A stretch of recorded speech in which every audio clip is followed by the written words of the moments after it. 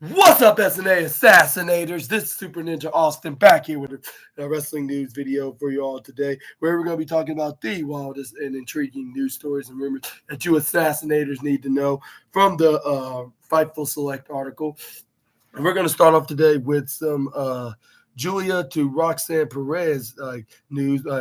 Julia sends a message to Roxanne Perez saying your days are numbered, and Julia sends a message to Roxanne Perez on Thursday, September 12th. A WWE posted a video of Julia issuing a warning to Roxanne Perez, telling her that her days are numbered.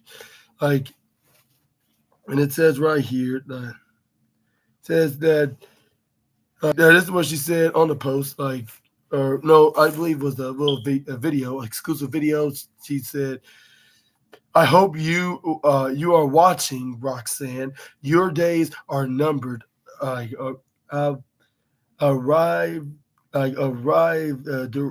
Darius, just days after defeating Chelsea Green in her company debut.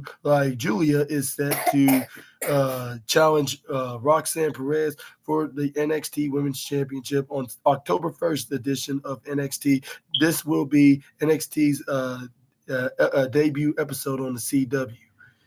Also, we're going to be seeing the women's tag team champions Bianca Belair and Jade Cargill are going to make an appearance, and then you also got the NXT Championship match between Trick Williams and All Ego Ethan Page, the champ himself, Wesley versus Zachary Wentz, and even a Miz TV segment, a very special NXT edition of it.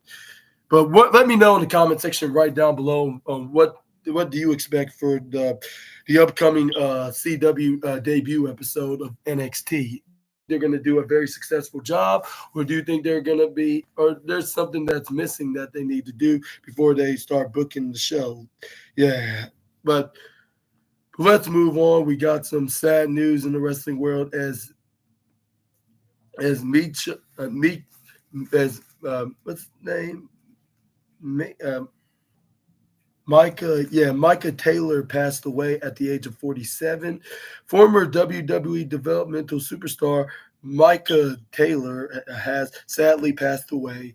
And Michael Scherer, better known as Micah Taylor, in wrestling, has passed away. He was 47. He competed for WWE Developmental Territory, Ohio Valley Wrestling, and Deep South Wrestling, and many other independent promotions. And it says right here, Sharir was in the wrestling industry for nearly 2 decades, having his first match in 2003 and his last match in 2022. On social media, several of his peers reflected on his impact on their lives as they mourned his loss. Some of these posts can be seen below. And you can read this one for an example. Oh man, one of the wrestling brother, it's been like that, Birdie Bird. It don't need to be fixed. Anyways, Micah Taylor has passed away. Was so proud of him. Heartfelt thoughts and prayers and condolences to his family. They're showing. And then there's another one from a user. His name is Vic. Was it Delicious?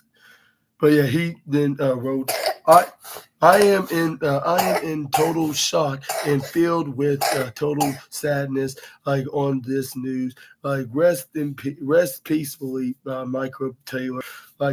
We were tag team partners in OVW. We had our first shot at the big time, like together on WWE Velocity and a fun feud in GCW in Phoenix City. Like in Phoenix in GCW in Phoenix City, Alabama. But I really haven't known this guy, like the guy named Michael Sharir, also known as Micah Taylor, but but he seemed like a pretty cool guy that you can hang out with. But but I want to send my deepest condolences to him and his family at this very sad and unfortunate time. And let's move on to the next slide. But before I do, I want to suggest you guys do the same here on the SNA podcast. And Hey, Julian.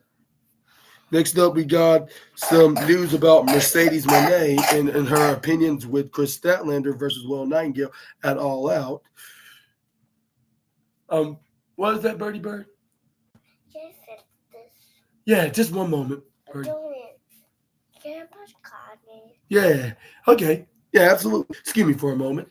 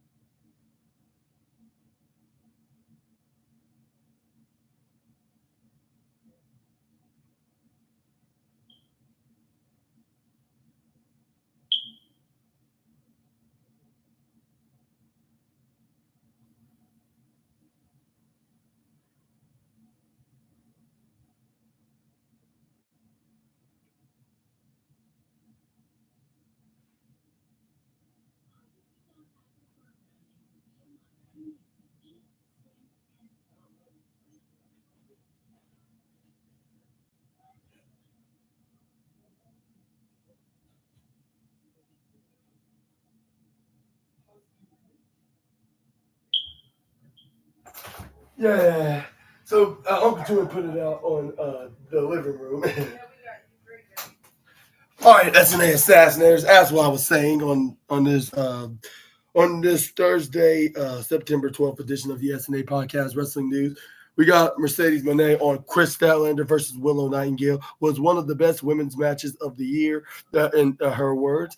And the CEO praised Chris Statlander and Willow Nightingale. Many fans believe that Chris Statlander versus Willow Nightingale was the best match at AEW All Out 2024, even overshadowing other matches from the likes of Swerve Strickland versus Hangman Adam Page and Will Ospreay versus Pac. It says right here that despite the fact that the match was only 15 minutes, yeah, like Willow Nightingale and Chris Statlander were still like able to pull off some of the best spots of on the show. At one point in the match, Nightingale dodged a spike and made Statlander in and advertently hit the splits like on the piles of thumbtacks, which that sounds very painful. Ow.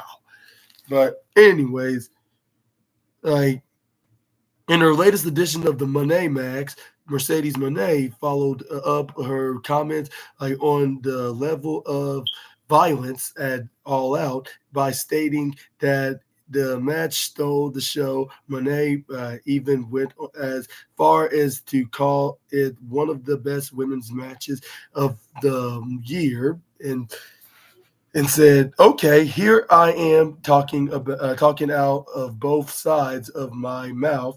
Like after sharing some strong thoughts on extreme wrestling, I'll state hands down, like Chris Statlander and Willow Nightingale.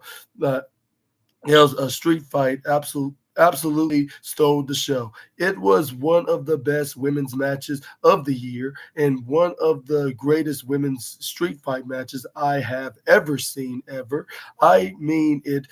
I mean it. Like I couldn't take my eyes off the monitor. Like Chris and Willow, like hooked me from go. Hooked me from go. Our women's division just keeps ascending, which I agree in some ways what she's coming from when she says that. But anyways, like if you missed anything from the September 11th edition of AEW Dynamite, catch it up right here. And last night's Dynamite was really good, except they're missing one little detail, and I wonder what that may be. Or should I say who that may be, if you haven't already guessed. But anyways, also check out the lineup of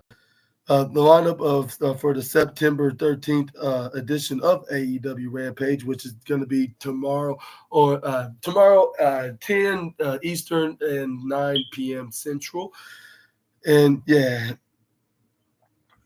And what are your thoughts on the CEO's comments about the match? Do you think it was a show-stealing match, and do you agree with her?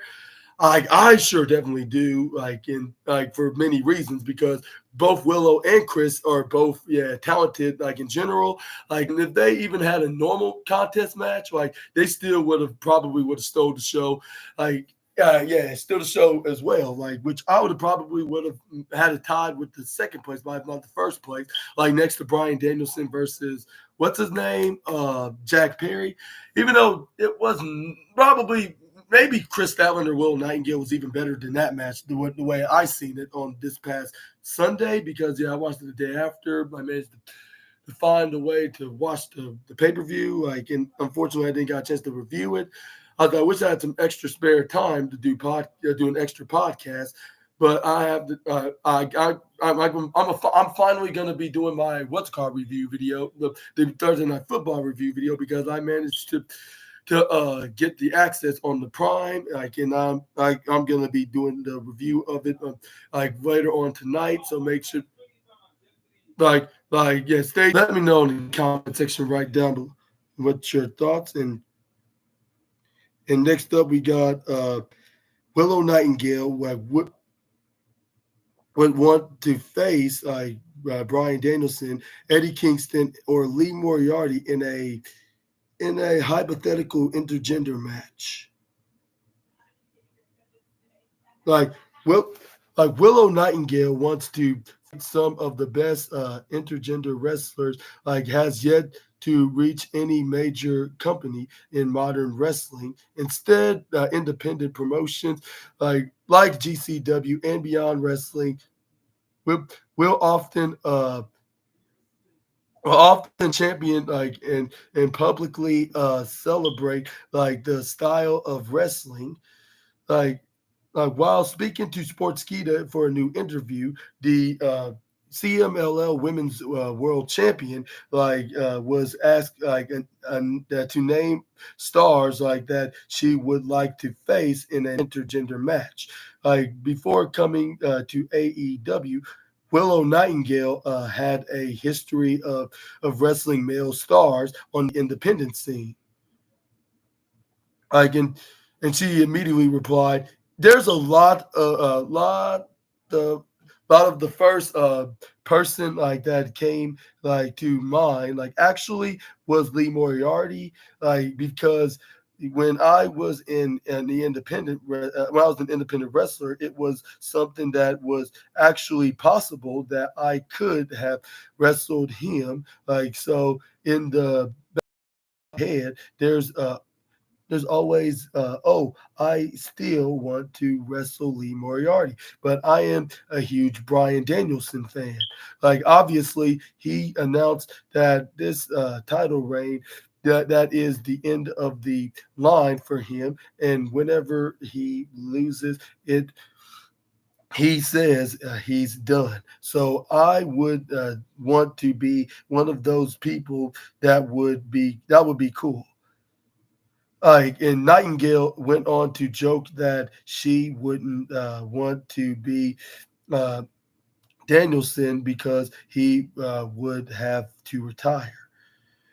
And but she added some matches are about having them personally. It was wrestling Brian right now. I wouldn't want to beat him. I don't want him. I want him to retire while laughing. And she continued, I mean, that's selfish because he has a very good reason for hanging up the boots. But I personally wouldn't even want to beat him. I would want to get in there with him. Eddie Kingston is another person I would really love to wrestle. It's crazy our roster is so stacked. There's a lot of people I would want to wrestle. But those I think would be the first three that came to mind. And in that same interview, Willow Nightingale spoke about the leaked photos between Tony Khan and Shane McMahon. We're going to get into that right now, but before I do talk about that, I want to ask like who's your dream opponent for Willow Nightingale, like in a dream match, like in an intergender match, like if this does happen, or if we're just fantasizing and just talking hypothetically, which I don't think it would be that much of a hypothetical statement, like especially considering it's AEW and they're more they will be more likely to try to do a concept of an intergender match, even though they haven't done it yet. But they even showed it on a video game that they're more welcome to do a match like that, like how WWE used to do it. But unfortunately, they're trying to make it family friendly and kid friendly. So I don't think they're going to be doing an actual intergender match with their top male stars against the top female star. And that's again the only way they could fight each other in an intergender match would probably be outside of the company. But anyways, yeah, let me know in the comments below. And if you do think that she's gonna be in an intergender match with a male AEW wrestler, who that may be, do you think it will be like Eddie Kingston or Brian Danielson or Lee Moriarty, or who do you think that who she should face? And do you think she will win that match? Let me know down in the comment section right down below. But that would be kind of interesting to see her fighting in a intergender match in AEW, like in her independent wrestling days. Like I don't know who to pick. Like maybe it could be one of those guys. Maybe y'all say Eddie Kingston. Like why not? Like they could have like a very awesome match. But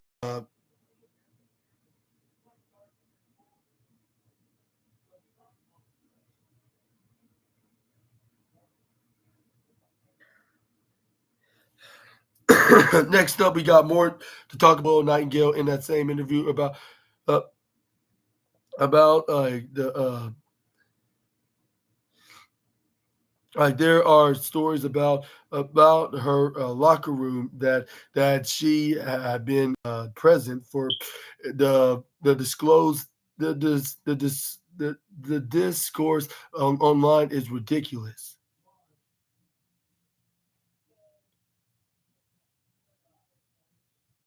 Like Willow Nightingale says, it's never what it looks